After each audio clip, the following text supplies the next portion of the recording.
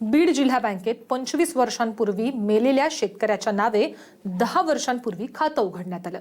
हे खातं गेल्या 10 वर्षांपासून सुरू असून त्यावर हजारोंचे व्यवहार होत आहेत। मेलेल्या माणसाच्या नावे बँकेत व्यवहार।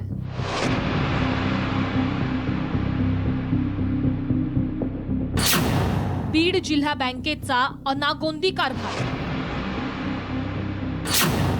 10 वर्षांपासून मृताच्या खात्यावर व्यवहार।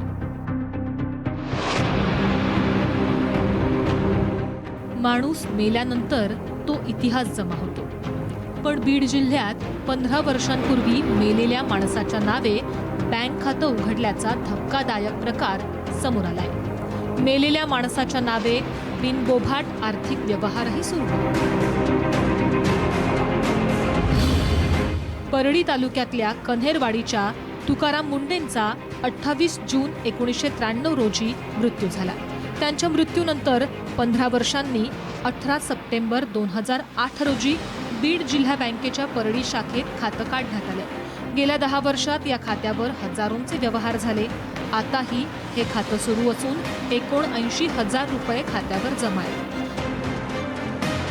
बँकेचं स्टेटमेंट खातं सुरू असल्याचं सांगत असताना बँकेचे अध्यक्ष मात्र हे सगळं नाकारतात।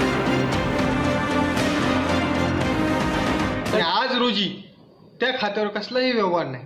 2008 रोजी एक तितकी चुकून एंट्री झाली होती, परंतु ते आज व्याजासह पैसे दिल्यामुळं त्यात काही विषय इतका शिल्लक राहिलेला नाही। आता त्या विषयावर काही झालेलंच नाही तर कारवाई करायचं किंवा कशाचा प्रस्थिती मिळत नाही। ह्याच्या व्यतिरिक्त जर समजा काही विषय झाला असेल पुन्हा तर निश्चित त्याच्यावर योग्य ती कायदेशीर कारवाई होईल।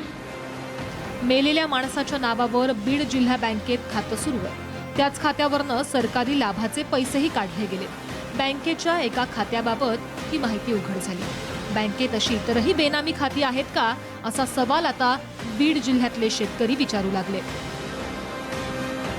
विकास माने, साम टीव्ही, बीड।